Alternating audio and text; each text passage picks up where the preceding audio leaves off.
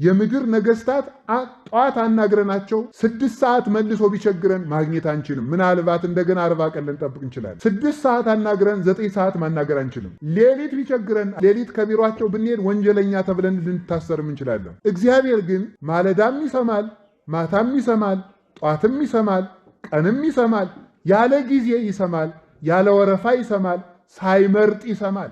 እግዚአብሔር የሚሰማውና የማይሰማው ሰው የለም። በስመ አብ ወወልድ ወመንፈስ ቅዱስ አሐዱ አምላክ። በስመ አብ ወወልድ ወመንፈስ ቅዱስ አሐዱ አምላክ። በስመ አብ ወወልድ ወመንፈስ ቅዱስ አሐዱ አምላክ። በባህሪው ሞት በመንግስቱ ሽረት የሌለበት ቅድመ ዓለም የነበረ ዓለምን የፈጠረ ዓለምን አሳልፎ የሚኖር በቸርነቱ ይህንን ዓለም የሚመግብ ስጋችንን ለብሶ ያዳነን መድኃኒታችን ኢየሱስ ክርስቶስ በሀብት ስቦ በረድኤት አቅርቦ በዚህ ቅዱስ ቦታ ስለሰበሰበን እስከዚህም ሰዓት ስላደረሰን ስሙ የተመሰገነ ይሁን። እናታችን ቅድስት ድንግል ማርያም ወላዲት አምላክ የቅድስት ቤተ ክርስቲያናችን ምልክትና ጌጥ፣ ቅዱሳን መላእክት፣ ቅዱሳን ነቢያት፣ ቅዱሳን ሐዋርያት፣ ቅዱሳን ሰማዕታት፣ ደናግል፣ መነኮሳት ሁሉም ቅዱሳን ቅዱስ መስቀሉንም ጨምሮ በረከታቸው ይደርብን። የተከበሩ አባታችን መላከ ገነት ጸጋው ዘገየ የዚህ የደብረ ገነት መድኃኔዓለም ቤተክርስቲያን አስተዳዳሪ፣ የተከበራችሁ ሊቃውንተ ቤተክርስቲያን፣ መምህራን፣ ካህናት፣ ዲያቆናት፣ የእግዚአብሔር ቤተሰቦች ሁላችሁ አንድ አምላክ በሚሆን በአብ በወልድ በመንፈስ ቅዱስ ስም እንደምን አደራችሁ? እንደምን ሰነበታችሁ? እንደምን ቆያችሁ? በቸርነቱ የጠበቀን ፈጣሪያችን እግዚአብሔር ስሙ የተመሰገነ ይሁን። በመካከላችን ተገኝቶ ልቡናችንን ከፍቶ እንዲያስተምረን ቅዱስ ፈቃዱ ይሁንልን። እንግዲህ እንደ እግዚአብሔር ፈቃድ ዛሬ በቅዱስ ወንጌል ላይ የተነበበልንን ምንባብ ተምረን እንሄዳለን ማለት ነው። አንድ የምናውቀው እናንተም የምታውቁት ሁላችንም ልናውቀው የሚገባንም አንድ ስርዓት አለ። ቅዳሜ ማታ ዛሬ አልሆን ብሎ ከመከራ ብዛት የተነሳ ብዙ እየተረሱ የመጡ ስርዓቶች አሉ። ቅዳሜ ማታ ከቀኑ 11 ሰዓት ጀምሮ ቤተክርስቲያን ይከፈታል። ምዕመናን ቤተክርስቲያን መጥተው ያድራሉ። ቅዳሴ ያስቀድሳሉ። በቅዳሴ ላይ የተነበበው ወንጌል ቢኖር ጳጳስ ባይኖር ከአባቶች አንዱ ተርጉሞ በቅዳሴ ላይ የተነበበውን ወንጌል በማለዳ ተርጉሞ ለምዕመናን አሰምቷቸው ከቤተ ክርስቲያን የሚወጡት ከዚህ በኋላ ነው። ይሄ የዕለት ምግብ የሚባለው ይሄ ነው። ይህንን ሳይሰሙ መሄድ ደዌ ካገኘው ሰው በስተቀር የተወገዘ ነው። ዛሬ የኔን ስብከት እንድትሰሙኝ ብዬ አይደለም። እኔ 3 ሰው ቢሰማኝ ችግር የለውም እንድትቆዩ በሚል ሰበብ የተናገርኩት እንዳያስመስል ሰይጣን ማለት ነው። ስለዚህ በየትኛውም ጊዜ ተአምረ ማርያም አክብራችሁ እንደምትሰሙ ወንጌልን አክብራችሁ ሰምታችሁ ሳትጨርሱ መውጣት አይገባም። ይህንን እንድናስበው ነው። የቅድስት ቤተክርስቲያን አምላክ የተነበበውን ለዕለቱ የመደበልንን የነፍስ ምግብ አበው በግጻው የሰሩትን ካህኑ በቅዳሴ ጊዜ ያነባዋል፣ መምህራን ወጥተው ይተረጉሙታል ማለት ነው። ስለዚህ እንዲያውም ድካም እንዳይኖር ቆሞ በማስቀደስ ጊዜ እንዳትቸገሩ ተብሎ ነው እንጂ አሁን የምንሰብከውን ወንጌል የሚሰበከው ወንጌል እንደተነበበ ቅዳሴ ላይ ነው። ቅዳሴ ላይ ወንጌሉ ሙሉ ተተርጉሞ እስከሚያልቅ ድረስ ምዕመናን ቆመው ያስቀድሳሉ። ግን በደዌ በእርግና በሽምግልና ያሉ አባቶች እናቶች እንዳይደክሙ ተብሎ ውጭ ላይ የሚሰበከው በዚህ ምክንያት ነው እና በዕለተ ሰንበት የትንሣኤ ምልክት የመንግሥተ ሰማያት ምልክት የሆነች ዕለት ስለሆነች በዚህ ቀን ቃሉን እንሰማለን ማለት ነው። አሁን እግዚአብሔርን የምንሰማበት ጊዜ ነው። የሚያስተምር እግዚአብሔር ስለሆነ እግዚአብሔር ይናገራል፣ ሰው ይሰማል። እግዚአብሔር እንድንሰማ እሱም እንዲናገረን ቅዱስ ፈቃዱ ይሁንልን። አሁን የምንማማረው ቅድም እንዳልኳችሁ በቅዳሴ ጊዜ የተነበበው ወንጌል ነው። ወሶበሂ ትጸልዩ ኢትኩኑ ከመ መደለዋን። ዛሬ ትንሽ ጊዜ ብትሰጡ ደስ ይለኛል። ትሰጡኛላችሁ? ከሁል ጊዜው ትንሽ ደቂቃ ትጨምራላችሁ? ምክንያቱም ዛሬ በጣም ወንጌሉ ሰፊ ነው። ግን በቃ አይ ሰፊ ከሆነ ስሊድ ብላችሁ ደግሞ ተስፋ ቆርጣችሁም እንዳትሄዱ። እመጥነዋለሁ እንደዚያም ስለሆነ ግን እስኪ ዛሬ በቃ ዛሬ ትንሽ ጨምሩባት ከሁል ጊዜው ሰዓት ማለት ነው። ስለዚህ ወሶበሂ ትጸልዩ ኢትኩኑ ከመ መደለዋን፣ ስትጸልዩ እንደ ግብዞች አትሁኑ። የማቴዎስ ወንጌል ምዕራፍ 6 ከቁጥር 5 ካህኑ እንዲህ ብለው ጀምረው ነው ያነበቡት። ሙሉ ምንባቡን እያነበብን እየተረጎምን እንሄዳለን ማለት ነው። ለምንድን ነው ዛሬ ሰፋ ይበል ያልኩት? በየዕለታችሁ የምታውቁትና ትርጉሙን ልታውቁት የሚገባ ቃል ስለሆነ ዛሬ የተነበበው ቅዳሴ ጊዜ ገጥሞት ማለት ነው። እና ወሶበሂ ትጸልዩ ኢትኩኑ ከመ መደለዋን፣ ስትጸልዩ እንደ ግብዞች አትሁኑ። እስመ እሙንቱ ውስተ መኳርብት ወውስተ መራህብት ያፈቅሩ ቀዊመ ከመ ያስተርእዩ ለሰብእ። እነርሱ ሰው እንዲያያቸው ሰው እንዲመለከታቸው በየአደባባዩ በየማዕዘኑ በየመንገዱ ቆመው መጸለይ ይወዳሉና ስትጸልዩ እንደ ግብዞች አትሁኑ ይላል። ይህ ምዕራፍ 3 አንቀጽ ነው ያለው። ምዕራፍ 6 ማቴዎስ ወንጌል ምዕራፍ 6 3 አንቀጽ አለው። ወይም ሶስት ምኖችን የያዘ ነው። ስለ ምኖችን ምንነቶችን 3 ጉዳዮችን የያዘ ነው። አንቀጸ ጸሎት፣ አንቀጸ ምጽዋት፣ አንቀጸ ጾም። አንቀጸ ጸሎት፣ አንቀጸ ምጽዋት፣ አንቀጸ ጾም 3 ጉዳዮችን ይዟል። ጌታችን መድኃኒታችን ኢየሱስ ክርስቶስ በቆሮንቶስ በረሃ ምድረ በዳ ሲጾም 40 ቀንና 40 ሌሊት ሲጾም በ3 የኃጢአት ራሶች ተፈትኖ ነበረ። በምን? በስስት፣ በፍቅረ ነዋይ ወይም ገንዘብን በመውደድና በትዕቢት ሰይጣን የፈተነው ማለት ነው።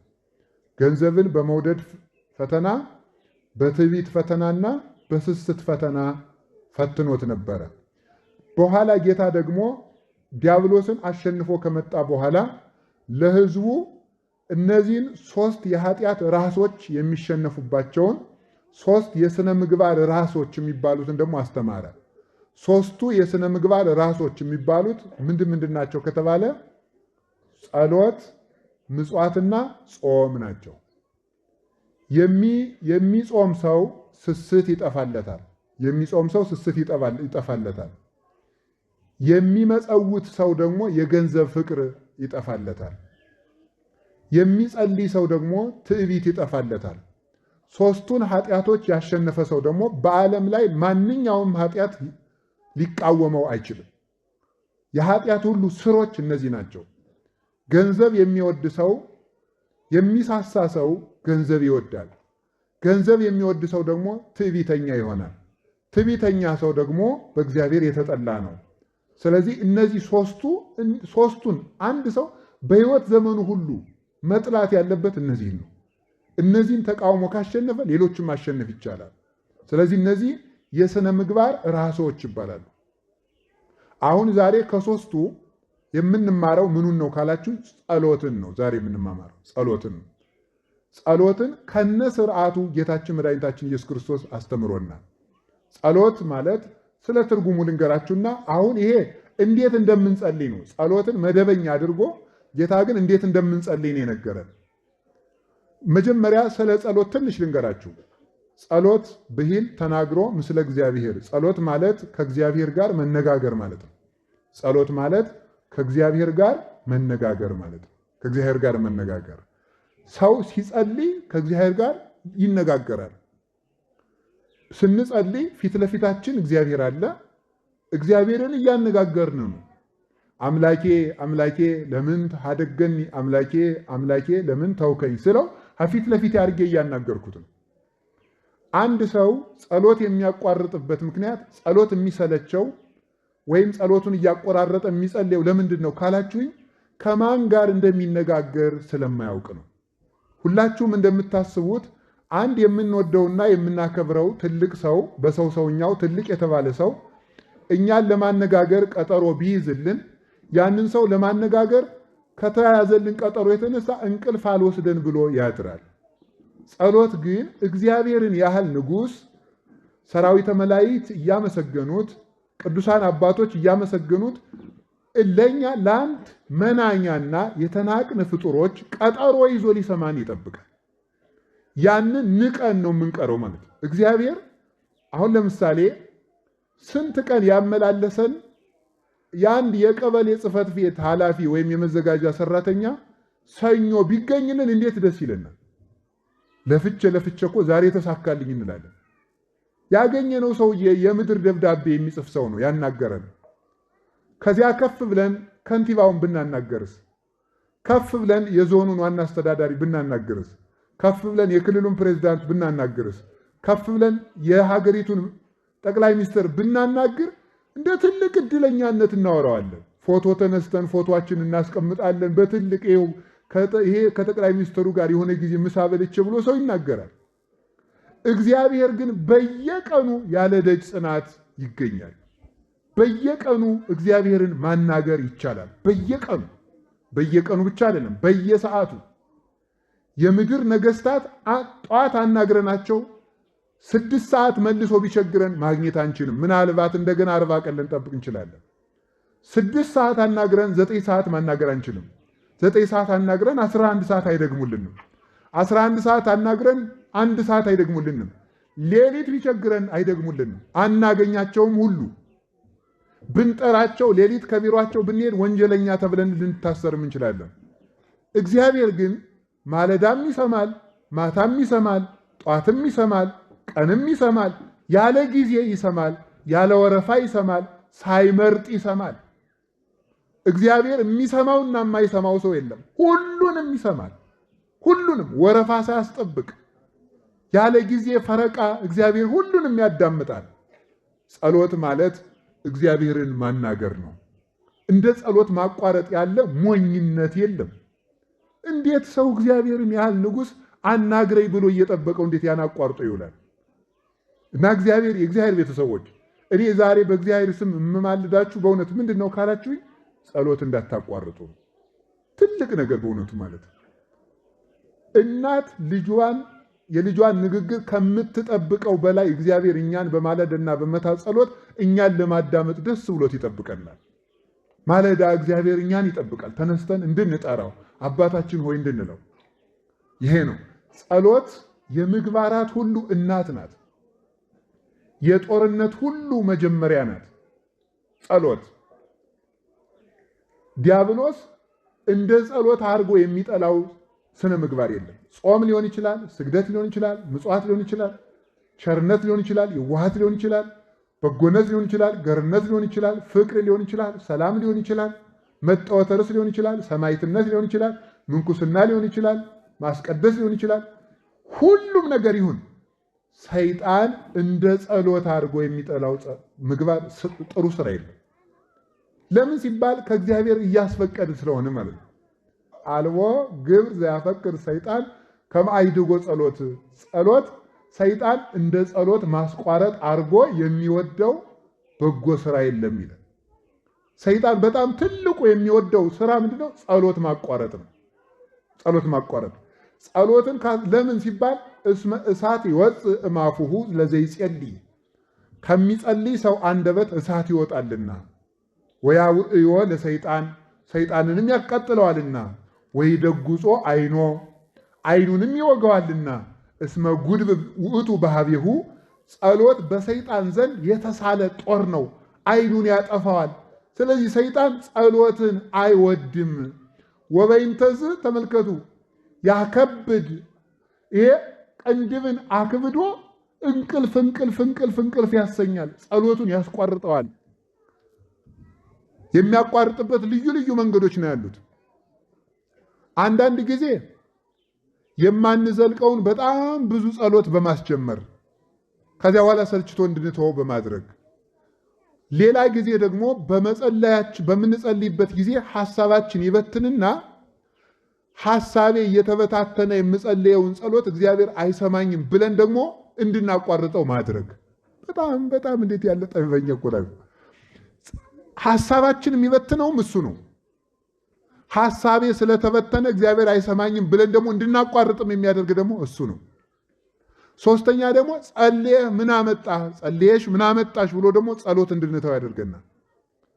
ይህን ያህል ጸለይክ፣ እግዚአብሔር እኮ አንተን አይወድህም፣ ጥያቄህን ቢወድህ ኑሮ ይመልስልህ ነበረ ብሎ ደግሞ ጸሎቱን እንድናቋርጠው ደግሞ ያደርጋል።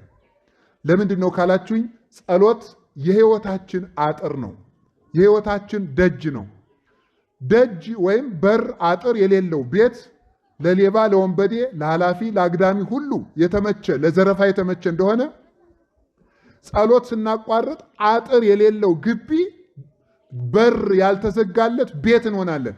ሰይጣን እንደፈለገ ከሰው ቤት ገብቶ ጸጋ ለመዝረፍ ይመቸዋል ማለት ነው። ለዚህ ነው ብዙ ሰዎች እዩ ደጋግማችሁ ገዳም ሂዳችሁ በሰነበታችሁ ሰሞን፣ መንፈሳዊ ጉዞ ባደረጋችሁ ሰሞን፣ መንፈሳዊ ቦታዎች በሄዳችሁ ሰሞን ዓለም ላይ ሳላችሁ ትሰሩት የነበረ ኃጢአት ይቋረጣል። ከዛ በኋላ ስትመጡ መልሶ ይይዛችኋል። ለምንድን ነው ካላችሁኝ፣ ጸሎት አቋርጠን ስለሚያገኘን ነው። ጸሎት መጀመሪያ የልማድ ኃጢአት ዋና መነሻው ጸሎት ማቋረጥ ነው። በራስ ምታት የዝሙት ሰይጣን በተለይ የሚመጣበት ራስ መምታት፣ እንቅልፍ ማለት፣ ቅንድብን ማክበድ፣ ከራስ ፀጉር እስከ እግር ጥፍር ያለውን የአካል ክፍል በሙሉ በድንጋይ የተቀጠቀጠ እባብ እስኪመስል ድረስ ድካምን በመልቀቅ ጸሎትን ያስጠላል። ጸሎትን ካስጠላ በኋላ ጸሎቱን ያስቋርጠናል።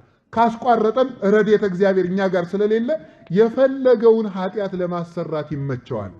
ኃጢአተኛ ለመሆን የመቅሰፍት ሁሉ መጀመሪያ ምንድነው ካላችሁኝ፣ ጸሎት ማቋረጥ። የበረከት ማጣት ምንጭ ዋናው ጸሎት ማቋረጥ ነው። የጠብ መጀመሪያ ዋናው ምንድነው? ጸሎት ማቋረጥ ነው። የባለ ትዳሮች ሁከት ከምንድነው የሚመጣው? ጸሎት ከማቋረጥ ነው። አትጸልዩ። ስለማይጸለይ ፍቅሩም ያረጃል፣ ትዳሩም አሮጌ ይሆናል፣ ቤቱም ይቀዘቅዛል፣ ውሃ ይሆናል። ሙቀት ሃይማኖት የለውም፣ ይጠላል። ባልየው ወጥቶ መግባትን ይጠላል፣ ሚስቲቱ የባሏን መምጣት ትጠላለች። ለምን? ጸሎት የተለየው ትዳር ስለሆነ ቀዝቃዛና የተጠላ የነገር እሾህ የወረሰው ይሆናል ማለት። በሕይወታችን ዘመን ሁሉ ከመከራም የምናመልጠው የያዝነው የሚበረክትልን ጸሎት ያላቋረጥን እንደሆነ ነው። የምንጸልየውን ማወቅ አለብን። እንግዲህ በሕግ የተፈቀደው ዳዊት አቡነ ዘበሰማያት ነው። መዝሙረ ዳዊት አቡነ ዘበሰማያት የክርስቲያኖች የመጀመሪያ የሕግ ጸሎታቸው ዳዊት፣ አቡነ ዘበሰማያት፣ ውዳሴ ማርያም እነዚህ ናቸው።